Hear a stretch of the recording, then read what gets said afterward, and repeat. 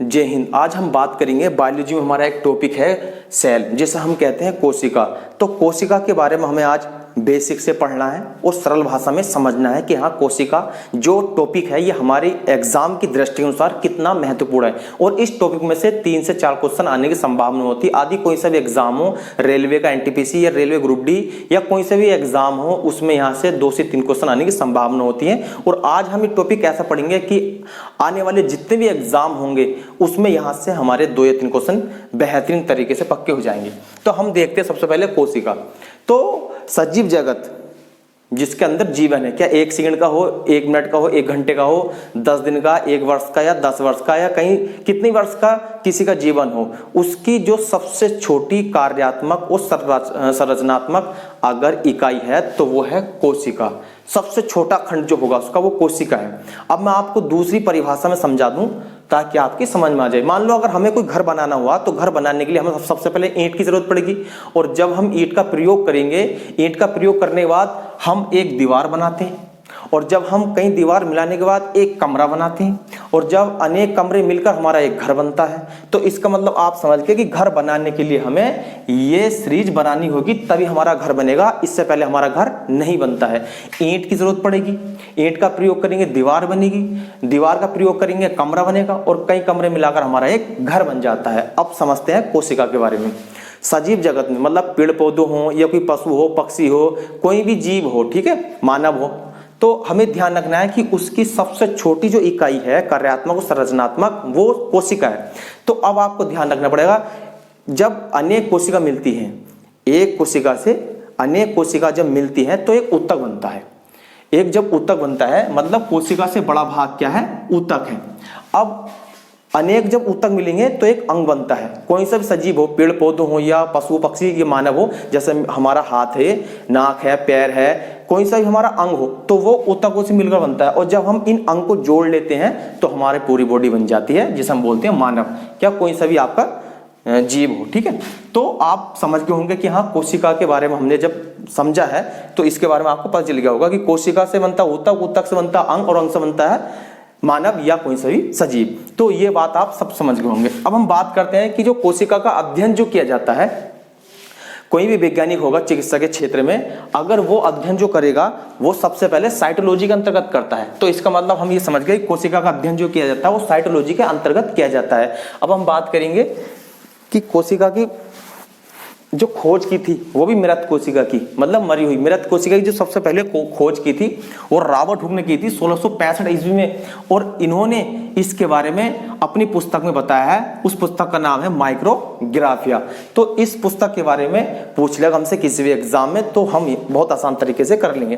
तो मृत कोशिका के बारे में बता दिया। और आपको ध्यान रखना पड़ेगा, ये जो मृत कोशिका की सबसे पहले खोज की थी कोर्क मतलब एक छाल कह सकते हैं, पादप में की थी, प्लांट में की थी, ठीक है, ये आपको ध्यान रखना है। अब हम बात करेंगे कि जीवित कोशिका की खोज किसने की। जीवित कोशिका की खोज एंटोनी वॉन ल्यूवेनहोक ने 1674 ईस्वी में की। और ये एनिमल सेल जिसे हम कहते हैं जंतु कोशिका, इससे जो है खोज की थी। मवाद जो होती है उससे इन्होंने जो है यहाँ पर इसके बारे में बताया था, ये उससे जो है ज्ञात की थी। तो अब हमने समझा कि हमारे पास 2 कोशिका होगी, एक तो होगी पेड़ पौधों की, पादप की, और एक होगी हमारे पास जंतु की। जंतु हम सब आ जाएंगे, ठीक है। तो आप सब समझ गए कि जंतु किसे बोलते हैं, जो चल सकता है, जो चल सकता है, बोल सकता है, उसे बोलते हैं जंतु, ठीक है। और प्लांट उसे बोलते हैं जो चल नहीं सकता, सिर्फ हिल सकता है, ठीक है, वो होता है हमारा पादप। अब आप कोई सा भी इसमें उदाहरण ले सकते हो। तो हमने ये समझा कि जीवित कोशिका की खोज कर दी एंटोनी वॉन ल्यूवेनहोक ने 1674 में, और मृत कोशिका की खोज की थी रॉबर्ट हुक ने। ये हमारे एग्जाम में पूछा गया 1665 ईस्वी में, ठीक है।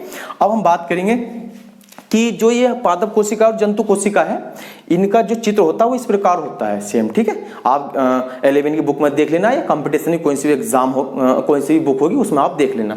तो हम देखेंगे कि पादप कोशिका और जंतु कोशिका में यहाँ पर ये जो इस तरह से मैंने ये भर रखा है, इस हम क्या कहते हैं, ये होता है कोशिका द्रव्य, ठीक है। कोशिका द्रव्य होता है। इस कोशिका द्रव्य में यहाँ पर इसके अंग होते हैं, मतलब यहाँ पर इसके भाग होते हैं, कह सकते हैं, जिन्हें हम कह सकते हैं कोशिकांग। तो कोशिकांग होते हैं, उनका काम होता है अलग अलग करने का। किसी का काम होता है ऊर्जा देने का, किसी का काम होता है प्रोटीन देने का। तो यहाँ पर इनका जो काम होगा वो अलग अलग होगा। तो उन्हें हम बायोलॉजी में सेल की परिभाषा में हम बोलते हैं कोशिकांग, जैसे राइबोसोम, लाइसोसोम, अंत्यप्रद्रव्य जालिका, केंद्रक होगा, माइटोकॉन्ड्रिया होगा, अन्य जो भी हमारे पास यहाँ कोशिकांग होंगे उसके बारे में हम पढ़ेंगे आगे चल के। तो हम यहाँ पर देख रहे थे, अब कोशिका सिद्धांत के बारे में बताया। कोशिका सिद्धांत के बारे में जो बताया था, कोशिका सिद्धांत मतलब पादपों में कि पादप जो कोशिकाओं का निर्माण होगा उसके बारे में बताया। मैथियस स्लाइडेन ने 1838 में, और जंतु में जो बताया था थियोडर स्वान ने 1839 ईस्वी में। इन दोनों वैज्ञानिकों ने अलग अलग अपने तर्क दिए थे। पादपों में मतलब जो पादप कोशिकाओं निर्माण होगा वो केवल पादप कोशिकाओं से होगा, तो इसके बारे में बताने के लिए जिम्मेदार मैथियस स्लाइडेन है। जंतु कोशिका, तो जंतुओं का जो निर्माण होता है जंतु कोशिकाओं से होता है, पादप कोशिकाओं से नहीं होता, और जंतु कोशिकाओं से पादप कोशिकाओं का निर्माण नहीं होता है। इसके बारे में बताने के लिए जिम्मेदार जो है ये दोनों वैज्ञानिक हैं, तो मैंने आपको बता दिया, ठीक है। अब हम बात करेंगे कि कोशिका में केंद्रक मतलब प्रत्येक कोशिका जो होगी, क्या वो जंतु की हो या पादप की हो, प्रत्येक कोशिका में केंद्रक होता है। क्या होता है? बीचों बीच एक क्या होता है? केंद्रक। मगर आपको ध्यान रखना पड़ेगा, इसके कुछ अपवाद भी बताए हैं जो वैज्ञानिक हैं, जैसे विषाणु है, वायरस, ठीक है, स्तनधारी आरबीसी है, उसमें केंद्रक नहीं पाया जाता, आदि ऐसे कई हमारे भाग हैं जिनमें केंद्रक नहीं पाया जाता, अपवाद में हम पढ़ेंगे। तो आपने समझ लिया कि हाँ प्रत्येक कोशिका का एक क्या होता है? केंद्रक होता है, ठीक है। इसका भी केंद्रक होता है, इसका भी केंद्रक होता है, ठीक। तो उस केंद्रक की जो खोज की थी वो रॉबर्ट ब्राउन ने की थी 1831 ईस्वी में। अब हम आगे देखते हैं कि पुरानी कोशिकाओं से नई कोशिकाओं का निर्माण, मतलब कहने का ये है कि जो पिछली बातें जो थी, पिछली जो खोजें थी उनके बारे में तो बता दिया वैज्ञानिकों ने। अब यहाँ पर नए वैज्ञानिक आए, उन्होंने अपने तर्क दिए कि भाई एक ही कोशिकाओं से कोई बनेगा सजीव, एक कोशिका के तो अलग होंगे सजीव, और जो मानव है वो तो कई कोशिकाओं से मिलकर बना है ना। तो कहने का मतलब यह है कि इन्होंने सिद्ध कर दिया कि जो पुरानी कोशिका होगी उससे नई कोशिकाओं का निर्माण होगा, तभी एक बड़ा भाग बनेगा, जैसे मानव या सजीव जगत का कोई भी प्राणी मान लो, ठीक है। तो ये बताया था रडोल्फ विर्चो ने। इन्होंने कहा था 1855 में कि भैया जो पुरानी कोशिका है ना उससे ही नई कोशिकाओं का निर्माण होगा और तब जाकर एक बड़ा भाग बनेगा, ठीक है। पुरानी कोशिका से नई कोशिका जब बनेगी तो एक ऊतक बनेगा, और ऊतक से क्या बनेगा? अंग, और अंग से क्या बनेगा? मानव या कोई सा भी शरीर बन जाएगा, ठीक है। तो ये हमने कुछ इसके पॉइंट देखे। अब हम देखते हैं इससे अगले टॉपिक। अब हम देखते हैं कि कोशिका का जो आकार मापा जाता है, जो हमारी कोशिका होती है उसे जो हम मापते हैं वो किसके द्वारा मापते हैं? तो हम जो मापते हैं माइक्रोमीटर के द्वारा हम मापते हैं कोशिका को, ठीक है। उसका आकार कितनी बड़ी है, कितनी छोटी है, उसके बारे में जो मापते हैं माइक्रोमीटर के बारे में। अब हम देखते हैं कि हमारे एग्जाम में ये भी पूछता है कि सजीव जगत की मतलब क्या वो पादप हो, क्या वो एनिमल मतलब जंतु हो, ठीक है। सजीव जगत की सबसे बड़ी कोशिका शुतुरमुर्ग के अंडे की है, ये सबसे बड़ी कोशिका और सबसे भारी कोशिका दोनों है। तो इसकी माप जो है वो 170 मिलीमीटर है, ठीक है। आपको ध्यान रखना पड़ेगा, इसका भार जो है 1.4 किलोग्राम है, ठीक। 1.4 किलोग्राम मतलब भारी इसका भार है, ठीक है।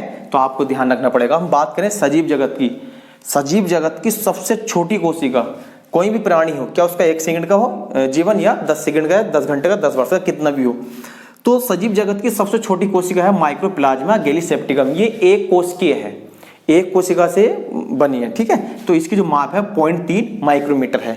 हम बात करेंगे सजीव जगत की सबसे लंबी कोशिका। देखो लंबी तो होता कि हाँ इसकी लंबाई कितनी, और चौड़ाई में क्या होता है, जो सबसे बड़ी होती है तो उसकी चौड़ाई और लंबाई दोनों देखी है, उसे बोलते हैं बड़ी, ठीक है। तो हमें ध्यान रखना पड़ेगा सजीव जगत की सबसे बड़ी कोशिका शुतुरमुर्ग के अंडे की है। अब सजीव जगत की सबसे लंबी कोशिका तो उसे बोलते हैं तंत्रिका कोशिका। तंत्रिका कोशिका मस्तिष्क में पाई जाती है, ठीक है। ये मानव की कोशिका है, आपको ध्यान रखना है, जिसे हम बोलते हैं न्यूरॉन। इसकी जो माप है वो है 1 मीटर। अब हम बात करें मानव शरीर की। मानव शरीर में देखते हैं सबसे बड़ी कोशिका कौन सी और सबसे छोटी कोशिका। ये तो हमने सजीव जगत की पढ़ी, इसमें सब आ जाएंगे, क्या वो एनिमल हो या प्लांट हो, ठीक है।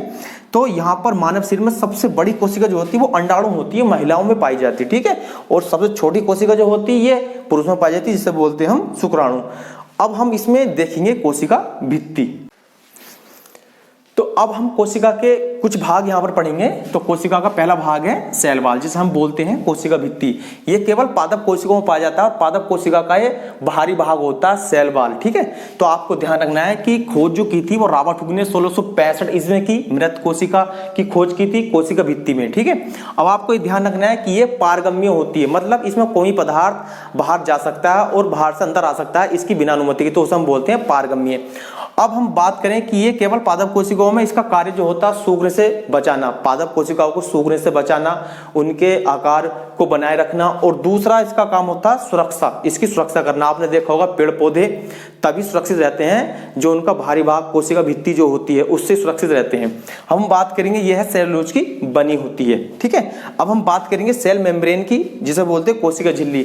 ये दोनों सेल में पाई जाती है, क्या वो प्लांट सेल हो या एनिमल सेल हो, मतलब जंतु कोशिका और पादप कोशिका दोनों में ये पाई जाती है।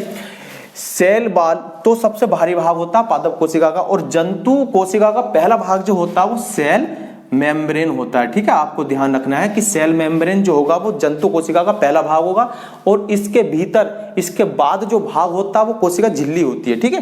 तो कोशिका झिल्ली की जो खोज की थी वो सिंगर व निकोलसन ने की थी 1972 में। यह जो बनी होती प्रोटीन व फास्फोलिपिड इन दोनों की बनी होती है, ठीक है। तो आपको ध्यान रखना है कि ये जो होती है कोशिका झिल्ली ये एक अर्धपारगम्य होती है। कहने का मतलब ये है कि इसमें से कुछ ही पदार्थ बाहर निकल सकते हैं, कुछ ही अंदर आ सकते हैं। जैसे आपने देखा होगा कि मानव का जो सबसे भारी भाग है वो झिल्ली है, मतलब कोशिका झिल्ली, इसमें पसीना बाहर आ सकता है। जब हम मेहनत करेंगे ज्यादा तभी तो बाहर आएगा पसीना, अन्यथा नहीं आएगा। अगर हम एसी वाले कमरे में बैठेंगे तो बिल्कुल नहीं आएगा। तो इसमें ये हमारी मर्जी है कि हम अगर काम करेंगे मेहनत का तो बाहर आ रहा है पसीना हमारी मर्जी से, अगर हम अंदर मतलब किसी ठंडे कमरे में है तो बाहर नहीं आएगा। तो इसलिए हम इसे क्या बोलते हैं, अर्धपारगम्य, मतलब इसकी मर्जी से कुछ पदार्थ बाहर आ सकते हैं, कुछ अंदर जा सकते हैं। इसका काम जो होता है वो होता है कि इसकी आकृति को बनाए रखना, ठीक है, इसकी आकृति को बनाए रखना, इसका भी कार्य यही होता है। और ये जंतु प्लस पादप दोनों में पाई जाती है।